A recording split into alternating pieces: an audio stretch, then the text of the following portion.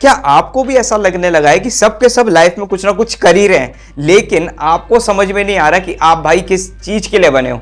इसीलिए hello guys, आज हम बात करने वाले कि आपका धर्म क्या है।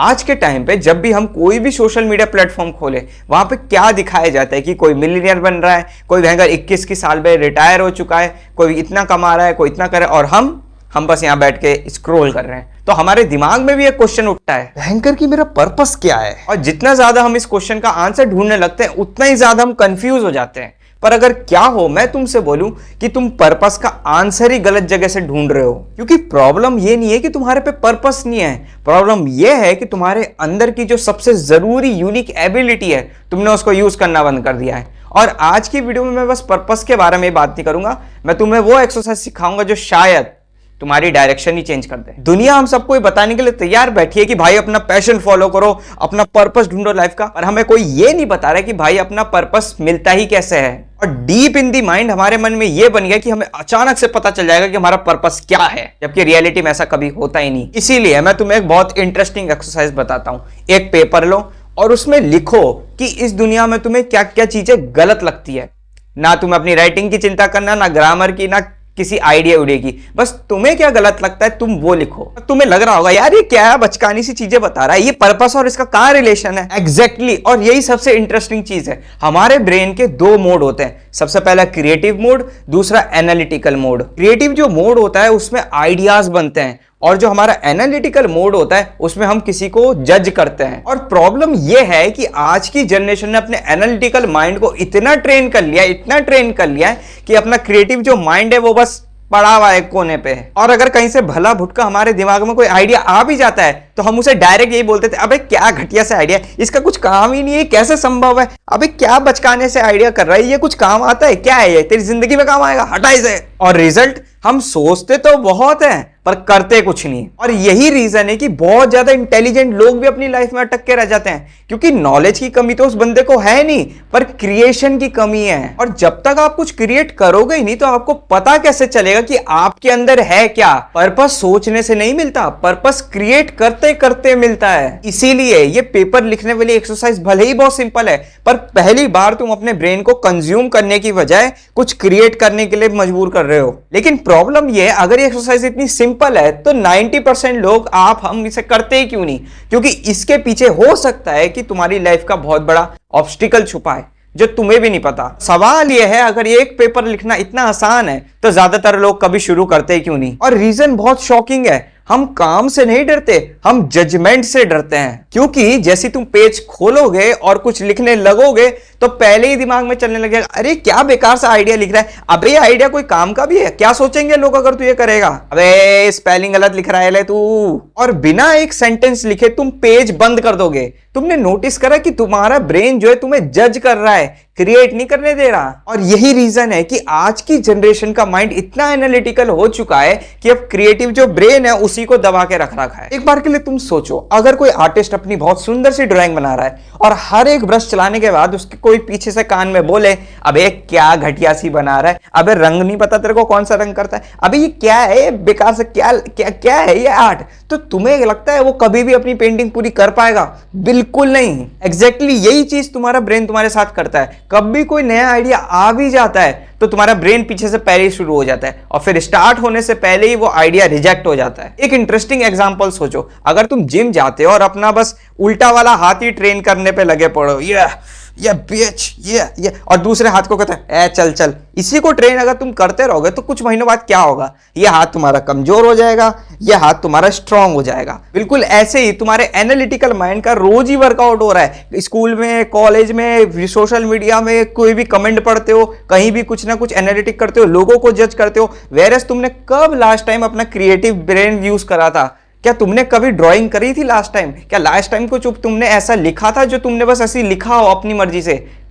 शायद तुम्हें याद भी नहीं कब तुमने इस बेचारे को यूज करा। और जो मसल यूज नहीं होती वो धीरे धीरे वीक हो जाती है। इसीलिए आपके पास आइडियाज तो हजारों होते हैं लेकिन क्रिएशन जीरो होती है।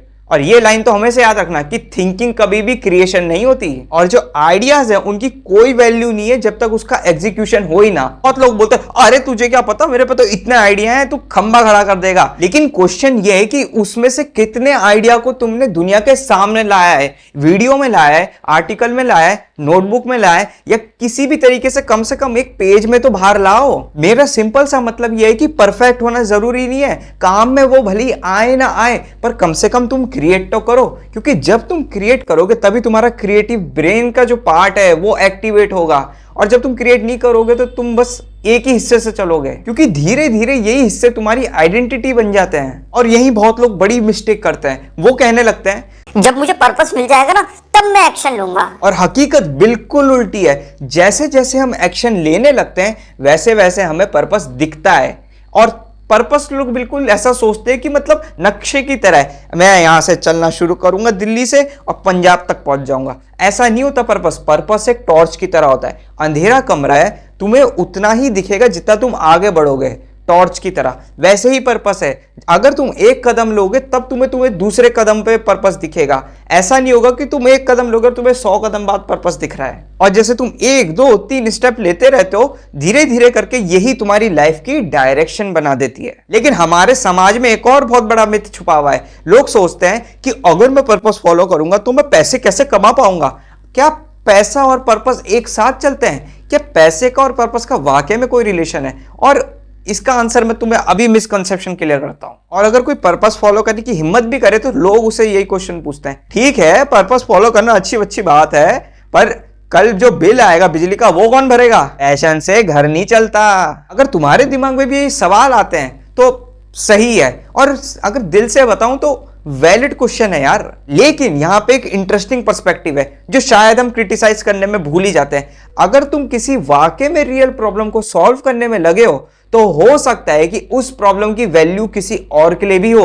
और जब तुम वैल्यू क्रिएट करते हो तो वहां से पैसे आने के चांसेस ऑटोमेटिकली बढ़ जाते हैं। और ध्यान देना, मैंने कहा चांसेस बढ़ जाते हैं, गारंटी नहीं दी है। इसलिए यही डिफरेंस समझना बहुत जरूरी है। सोचो, तुम्हें ऐसा लगता है कि आज के समय में जो बच्चों को पढ़ाई कराई जा रही है वो इतनी इंटरेस्टिंग है नहीं, बेकार है, और तुम्हें या फिर ऐसा लगता है कि जो मेंटल हेल्थ है आजकल के समय लोगों की वो कुछ ज्यादा ही बिगड़ रही है। ये सिर्फ कंप्लेन नहीं है, ये वाकई में वो प्रॉब्लम है जिनका लोगों को सोल्यूशन चाहिए। ये एक अपॉर्चुनिटी है। आज से पहले जितने भी लोग सक्सेसफुल हो चुके हैं उन्होंने यही नोटिस करा कि प्रॉब्लम क्या है, तभी तो आज यूट्यूब बन पाया, कोई बड़े बड़े भयंकर कोचिंग इंस्टीट्यूट खोल पा रहे हैं, कोई बिजनेस बिल्ड कर रहे हैं, किसी ने बुक लिखी, किसी ने कुछ करा।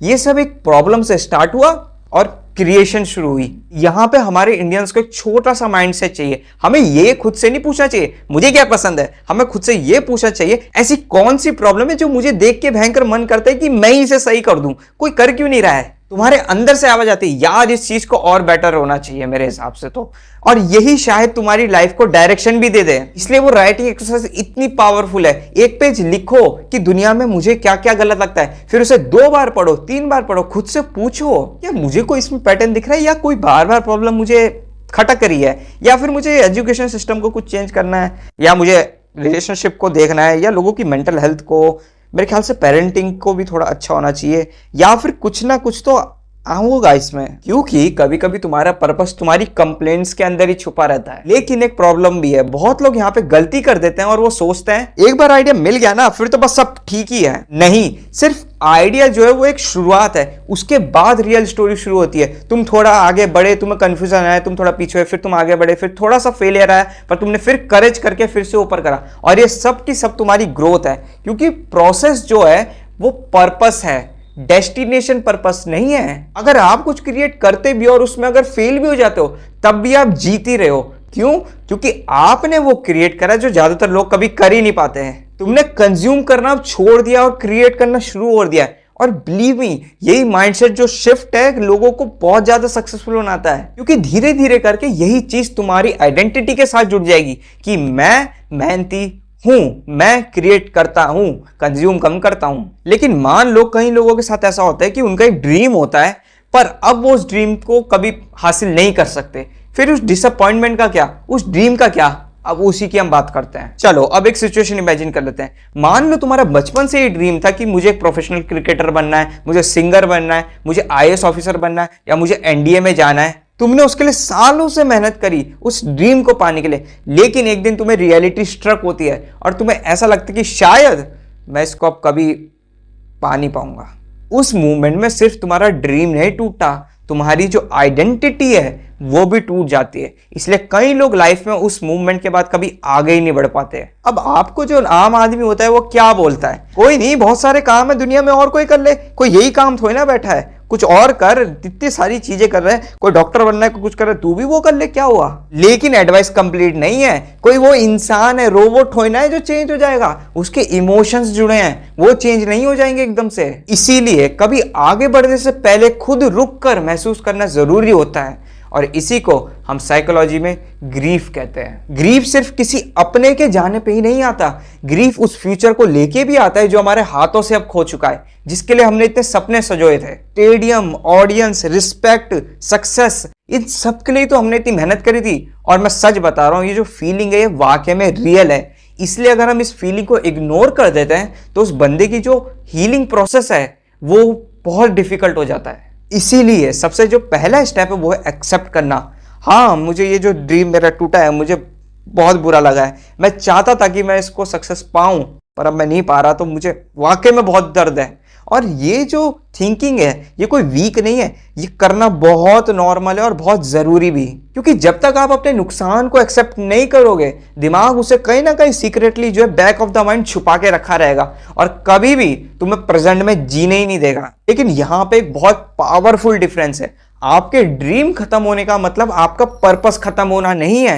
ये दोनों बिल्कुल बिल्कुल अलग चीज है। एक बार के लिए सोचो, अगर तुम्हारा ड्रीम ये था कि मुझे एनडीए ज्वाइन करना है, मुझे डिफेंस एकेडमी ज्वाइन करनी है, तो सिर्फ वहां पे वो एक ही पोस्ट नहीं है, या फिर इसका मतलब ये नहीं है कि अगर तुम्हारा वो नहीं हुआ तो तुम उस फील्ड के बारे में आप कभी सोच ही नहीं सकते। ऐसा नहीं है, उसमें और भी सारी सब फील्ड्स होती है, सब रोल्स होते हैं, तुम उसके लिए अप्लाई कर सकते हो। इस तरीके से तुम अपनी पर्पस को खोगे भी नहीं। कभी कभी तुम्हारी लाइफ में ऐसा भी होगा जो तुम्हारी डेस्टिनेशन है वो सेम रहेगी, बस उसका रास्ता बदल जाएगा, और जो तुम्हारा नया वाला रास्ता है वो क्या पता पहले वाले रास्ते से और बेटर हो। हमारी लाइफ में ऐसा भी होता है, कभी कभी जो चीज हम चाहते थे वो हमें मिलती ही नहीं, और जिस चीज को हम इग्नोर करते थे वही हमारी सबसे बड़ी ताकत बन जाती है। और जो लाइफ है वो तुम्हारी प्लानिंग से कभी नहीं बदलती, वो तुम्हारी जो अडेप्टेबिलिटी है सिचुएशन को लेके उससे चेंज होती है। इसीलिए अगर कोई तुम्हारा ड्रीम टूट गया है तो अपने से ये मत बोलो कि अरे मेरी लाइफ खत्म होगी। अपने से ये क्वेश्चन पूछो, अब मैंने इससे क्या सीखा, अब मैं इसका कैसे फायदा उठा के अपनी लाइफ में और आगे बढ़ सकता हूं। क्योंकि कभी कभी जो तुम्हें एंड लगता है लाइफ का वो एंड नहीं होता, वो एक नई शुरुआत होती है। इसीलिए अगर पर्पस सोचने से नहीं मिलता है, एक्शन से मिलता है, तो भाई अब ये बता कि कल मैं उठ के क्या करूं। तो अभी तक मैंने क्या खिचड़ी पकाई। पर्पस जो है कोई मैजिकल शक्ति नहीं है कि कुछ भी हो जाएगा। पर्पस तुम्हें तुम्हारे प्रोसेस की तरह है, एक्शन से मिलता है। और अगर हम वाकई में अपनी लाइफ की डायरेक्शन डिस्कवर करना चाहते हो, टाइम पास करना चाहते, तो ये सिंपल सा जो चैलेंजेस है जरूर एक्सेप्ट करना। स्टेप 1, एक पेज उठाओ या नोटबुक उठाओ, या नोटबुक नहीं तो फोन उठाओ, और उसमें सिंपल सा ये लिखना शुरू करो कि मुझे दुनिया में क्या क्या गलत लगता है। ग्रामर की टेंशन नहीं लेनी, स्पेलिंग की, राइटिंग किसी की नहीं, बस जो दिमाग में है वो लिख दो। क्योंकि लिखने के बाद ही तुम्हें पता चलेगा कि तुम्हारा जो ब्रेन है वो किस डायरेक्शन की प्रॉब्लम की ओर इशारा कर रहा है। अब स्टेप 2, पेज लिखने के बाद थोड़ी देर के लिए बाहर टहलाओ, अपना बस हवा को देखो या मजे करो या कुछ भी करो, फिर वापिस आओ और उस पेज को ऐसे देखो जैसे कि वो किसी और ने लिखा है। तुम्हें इधर खुद से पूछना है, हाँ ऐसी कौन सी प्रॉब्लम है जिसपे सबसे ज्यादा मेरे जो इमोशन है वो लग रहे हैं, कौन सी चीज है इसमें से जिसे देख के मुझे लग रहा है कि यार ये चीज में तो थोड़ा चेंज चाहिए मुझे, और वहीं से तुम्हारी लाइफ की डायरेक्शन शुरू होगी। अब एक और पेज लिखो कि अब इस प्रॉब्लम को सॉल्व करने के लिए मैं आज क्या कर सकता हूं, कल नहीं, परसों नहीं, आज क्या कर सकता हूं। क्योंकि मैं ये नहीं कह रहा कि लाइफ बदलेगी, क्योंकि लाइफ एक दिन में नहीं बदलती, पर मैं ये कह रहा हूं कि तुम आज क्या कर सकते हो, क्योंकि आज अभी जो तुम करोगे उससे तुम्हारी डायरेक्शन बदल सकती है। हो सकता है कि इसके बाद आप छोटी सी रिसर्च करने लग जाओ, या फिर एक आर्टिकल लिखोगे, अपने दोस्त को मदद करोगे, या फिर एक छोटा सा कोई एडिटिंग प्रोजेक्ट ले लोगे, या कम से कम एक वीडियो बना लोगे। आपको सुनने में लग रहा होगा कि ये बहुत छोटे एक्शन है, इनसे क्या ही फर्क पड़ेगा, पर एक्शन इन एक्शन के कंपैरिजन में बहुत ऊपर होता है। और अगर तुम फेल हो जाओ तो अच्छा, फिर से ट्राई करो, फिर से फेल हो जाओ, उससे कुछ ना कुछ सीखो और फिर से ट्राई करो। क्योंकि सक्सेस से पहले हमेशा प्रोडक्शन आता है, पहले क्रिएट करो, बाद में उसे इंप्रूव करो। आज की दुनिया में हम हजारों वीडियो देखते हैं, लाखों शॉर्ट्स देखते हैं, यहाँ तक कि कई सारे पॉडकास्ट भी सुनते हैं, लेकिन कब ऐसा हुआ है कि हमने खुद से कुछ बनाया हो? ना हमने ड्राइंग बनाई, ना हमने एक पेज लिखा, ना एक आर्टिकल लिखा, ना कम से कम एक वीडियो तक नहीं बनाई। याद रखना, कंजम्पशन तुम्हें इंफॉर्मेशन देता है, लेकिन क्रिएशन तुम्हें आइडेंटिटी देती है। और अगर तुम सिर्फ एक चीज इस वीडियो से लेना चाहते हो तो याद रखना, पर्पस कभी मिलता नहीं, पर्पस हमेशा क्रिएट करना पड़ता है। और जो तुम्हारा फ्यूचर है एक परफेक्ट प्लान से कभी आगे नहीं बढ़ता, वो एक इनपरफेक्ट एक्शन से ही शुरू होता है। इसीलिए परफेक्ट टाइम का वेट मत करो, मंडे का वेट मत करो, या अगले महीने का या फिर नए साल का। आज ही से शुरू करो, आज ही से लिखो। हो सकता है वो पहला पेज ही तुम्हारी लाइफ को एक नई डायरेक्शन दे दे। और अगर इस वीडियो से कोई भी नया पर्सपेक्टिव तुम्हें अच्छा लगा हो तो अपने उस दोस्त के साथ तो जरूर शेयर करना जो अभी भी अपनी लाइफ में कंफ्यूज है। और कमेंट में जरूर करना कि तुम्हें क्या लगता है लाइफ की ये प्रॉब्लम है या वर्ल्ड की ये प्रॉब्लम है, क्योंकि और भी लोग तुम्हारी चीजों को देख के इंस्पायर होंगे और हो सकता है तुम्हारा एक छोटा सा कमेंट उनकी लाइफ का एक पहला स्टेप हो। तो मिलते हैं अगली वीडियो में।